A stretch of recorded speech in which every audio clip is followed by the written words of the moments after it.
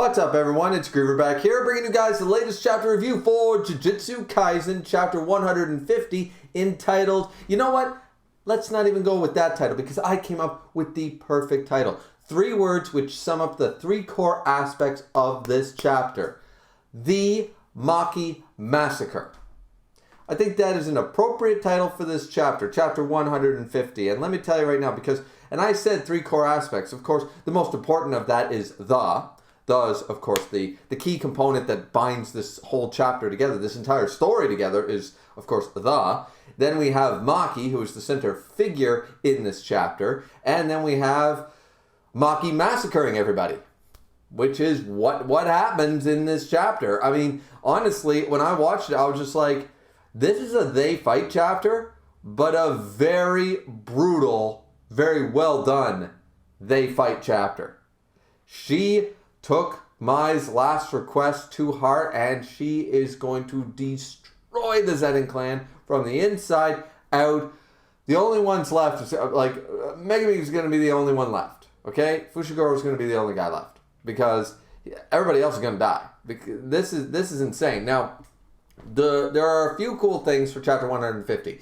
We get a cover page, which features some of my favorite characters, of course, a lot of people's fan favorite characters. We have Itadori, we have Fushiguro, and we have Okotsu, right? We have the trio of badassery sitting right here on a front cover, and it looks really, really stellar. Then we also get a color page of, looks like a much different angle, like it's a brand new page after Ogi was killed. And, Maki sliced his head off. We get a color page of Maki basically saying, let's start again, but from a different angle. It's colored. It looks really, really nice. The rest of the chapter, and we also get like this double page spread of them, the sisters being connected forever. Like she's holding on to Mai's spirit within the sword and that kind of deal. Like there's a lot of really good, like preemptive stuff before you even get into the chapter. You get a great cover page. You get the great color page, and then you get this double page spread, which just looks really, really nice. And I mean, the symbolism is, of course, there. The hilarious thing is the beginning of the chapter starts off with everybody not taking this seriously. And that was to their downfall. Now, a lot of people said, okay, who's going to actually be able to take down Maki? Is Maki going to go in and just cut everybody up in one hit? I was on the camp of, yeah, she will. That none of them are really going to be able to stop her. But I was surprised in the order in which they did it. It makes sense, but we learned a lot more about the Zenin clan in this chapter, because literally this chapter, I know that Jujutsu Kaisen was inspired by Tite-Kubo, inspired by Bleach very heavily, and we see some of those overtones in this manga, but this is literally Bleach, the Soul Society. The Zenin clan is a small portion of the Soul Society inside of Jujutsu Kaisen, because not only do we have like the alarms ringing off with the dung, dung, Ryoka are here, the alarm is sound, and now all squads report, and it's like, wait a minute, there's squads? Wait a minute, there's squad captains? Wait a minute here. And they actually go through the trouble. Like, we meet a new sort of character who apparently has some type of, I think he's a new character. He has some sort of like eye technique, but it like uses up all his power, and it doesn't really matter to Maki. But we have Jinchi, and we have Nayo, and we have all these guys. Like, they find out that Ogi was killed, and instead of being shocked by this, they're sort of like, okay, so he was killed. Well, I mean, maybe he let his guard down, and they make a joke out of it. Like, well, if he was reading the newspaper or if he was on the can, then no big deal, right? And so they're not taking this seriously. Now, this is where, once again, we get introduced to there's multiple different, by the sounds of it, there's more than the squads introduced here. We learn about 2 squads, a Hai squad and a He squad, and a Kururu squad.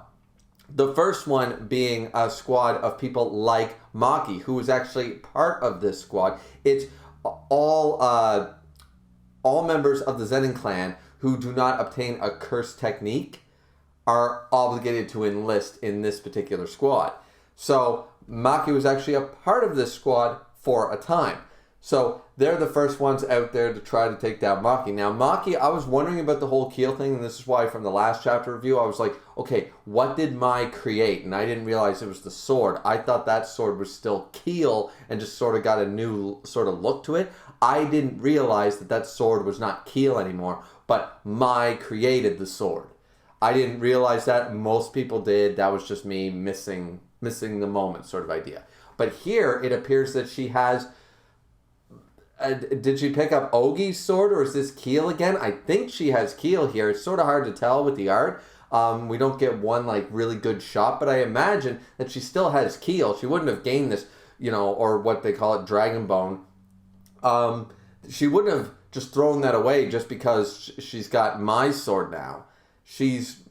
Keel is still a pretty awesome weapon, so why not use both? And here, that's what I'm assuming is happening here. She gets surrounded and everything, but then she starts taking down this squad like it's nothing. And once again, this is very Bleach-esque, reminding me of Bleach, except for the fact that this is just, as I said, the Maki Massacre. She slaughters, from what we understand, this is the entirety of the squad. She slaughters the whole squad. The captain shows up and everything, and he's just like, oh, so you survived that and stuff. And then we get the Hai squad. They show up, H-E-I. I believe it's pronounced Hai. It's not Hai, because that would be an A, so I believe it's He. But you guys can correct me on that pronunciation. So then the He squad shows up, which apparently is the #1 squad. Now, once again, what I said before is this is very Bleach-esque, but they don't say there are 2 squads within the Zenin clan. I don't think they mention that. So all they mention is that here's a squad filled with people that don't have cursed techniques in the Zenin clan. Here's the He squad, which is composed of semi-grade 1 and above sorcerers. It's their strongest squad. They don't say that there's not a couple of like B and C rank squads in between. We just get introduced to the strongest squad, and we get introduced to the one without cursed technique squad, or you could argue the weakest squad. So the He squad shows up as well, but Maki doesn't really, it just completely slaughters the captain of the no cursed technique squad, the Kururu squad, slaughters one of the guys from the He squad, and just continues to dominate them. Now this is where Jinchi actually shows up, and I'm like, all right, what's he gonna do? Because I expected, like, Ogi was taken off guard, sure, but I always thought that Jinchi was probably stronger. I always thought that he was going to show up and be pretty cool. He's got a very cool design, and I like him, but of course I don't like him as a character because he's an asshole, but and he's one of the Zenin, and there's not very many. The Zenin clan is just a bunch of evil people, really, realistically. And the ones who aren't evil are always ousted by the rest of them. So, yeah. So here, she gets caught up in the eye technique and all that stuff. And as I said, Jinchi shows up. This dude who's like using up his life force. I don't know why. He's trying to hold her with this like eye ability, and she's like cutting and slashing like these. I don't really know what's going on with this. I imagine it's a cursed technique. It's supposed to be sort of like a Sharingan, like a Naruto eye technique, where it's supposed to paralyze you in place and stuff as long as the eyes stare at you. But she's like fighting it and breaking the walls or the barriers down, and he's trying to hold her. It's way more than he can handle, so he's bleeding. That's sort of the way I'm taking it, is that he can't hold her. This technique shouldn't be holding her back. It is because he's like giving up all his life force, all his power, all his cursed energy to do it. So this newbie guy, one of the Zenin guys, compares it to Togi. Like, we knew that. We've had those comparisons for a long time, and now everyone has been seeing the parallels. All the Zenin clan is seeing the parallels. Now we see Jinchi looking really, really badass, and I'm sort of sorry to see him go, though he went out sort of like a boss. It's crazy. He gets like these... He manifests actual giant fists, it appears, in the air as a cursed technique, and just pummels where Maki's standing, pummels the ground while Buddy is holding her there, and just slamming into her with these like giant fists manifested, and he's firing them off like rapid fire. And then they're all like, okay, it's all good, Jinchi-san, we did it, it's good. And then we see like his head, she beheaded him. She killed Jinchi basically like nothing. And as I said before, a lot of the community was like, okay, is she going to come out swinging and kill everybody? I'm like, yeah, that's exactly what's going to happen. I believe it was on one of Misk's, not his podcast, but his streams. He started streaming. We were talking about this, and a lot of people were saying, Speedster there, Noya or whatever. He's not going to go down to Maki. I mean, maybe the others, but he's not going to go down. And I'm like, she just one-shotted the entire Zenin clan from what we understand. She one-shotted a whole squad. She took down Ogi. She took down Jinchi. She took down this guy. She took down another one of those dudes from the High Squad or the He Squad. And now she's basically and she literally just walks with Jinchi's head, who's supposed to be, I would argue, one of the top members of the... Ogi and Jinchi are supposed to be top members of the Zenin clan. I don't think anybody's arguing that point. She cut down her father, one swipe, no problem, like it was butter. And now she just did the same thing to Jinchi, who actually was semi-on guard. Or maybe he wasn't. Maybe he was being too cocky. I don't know. And then just beheads, tossed in the river. You're done. Now, this is where, once again, now we, how do you say his name now?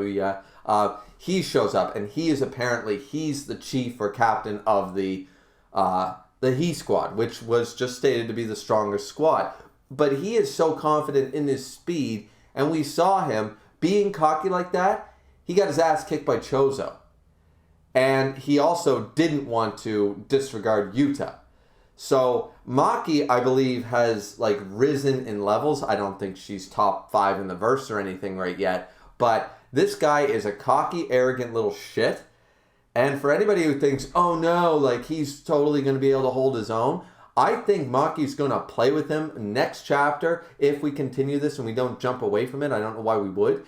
But if we stay here, by the end of the chapter, he's going to die. Sure, they might show a couple of fights, a couple of blows here and there, but at the end of the day, Maki's just going to be like, yeah, no, I just wanted to prove to you that regardless if you hit me, regardless of your speed, she's going to humiliate him before she kills him. I have a feeling that's what Maki's going to do right now. So, I don't know. This guy is oh, what are you doing? You're so bad. Don't you have a heart anyway? And Maki's just like, no, he took it away. End of chapter. I thought this was incredible. I thought this was fire. I don't know how anybody wouldn't like this chapter, even if you're not a huge Maki stan. I like Maki. She's not one of my top 5 favorite characters, but I like Maki. I like her story. I think she's one of the better, well-written characters in the series. And not only that, I think she's probably one of, if not the best written female character in Jujutsu Kaisen. A lot of people say Nobara. But I would argue that Maki has a more compelling story, better written, better developed, that kind of deal. So, either way, what did you guys think of this chapter? I know this review was quite short, but at the end of the day, I went through as many details as, I just quickly was scrolling through as I was reviewing this for you guys.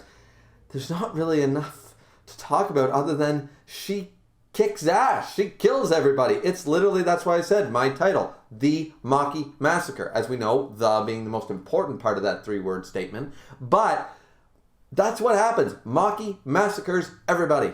And she does it with ease. And it looks awesome. Now, a lot of people are going to say about those pages that don't look finished or whatever. I don't know if that was supposed to be intentional or not. It seems very odd that it was for a couple of pages. I don't know. I sort of had to look at it really closely to figure out what the hell was going on with this sketch style stuff. So I don't know the answer to why that is the way it is. If somebody forgot, that seems very weird. So maybe it was intentional. Maybe it wasn't. I have no idea. But what I will tell you guys is this is a great story. Chapter 150 did not disappoint. And even as I said, even if you aren't a Maki stan, there's no way to not like this chapter. I just don't see it. So once again, the only thing that I question is, did she keep Keel? Because partway through the fight, she seems to have the 2 swords. Did she pick up Ogi's sword? Or is she using Keel? And then we constantly see her using the new sword, but we don't really see the shot of her using the other sword. And then all of a sudden, she only has 1 sword again, which is, of course, the Mai sword. So I'm sort of not understanding if she's leaving it behind her, or if it's like Thor's hammer and she can just with Keel. I have no idea, but either way, that's my only question here, because it's sort of hard to tell. But maybe you guys have an answer to that. I don't know. But either way, like, comment, and subscribe. This is a really good chapter. I can't wait for chapter 151. I think it's going to be great. I think that this arc is really shaping up extremely well since the end of Shibuya. We've been getting relatively really good chapters up to this point, and we're getting some power-ups, we're getting character developments, we're getting new information, we're learning a lot more about the Zenin clan. There's a lot here to unpack. So either ways, what did you guys think? Like, comment, subscribe. Don't forget to drink responsibly as always, and we will see you guys back here next time. Peace out.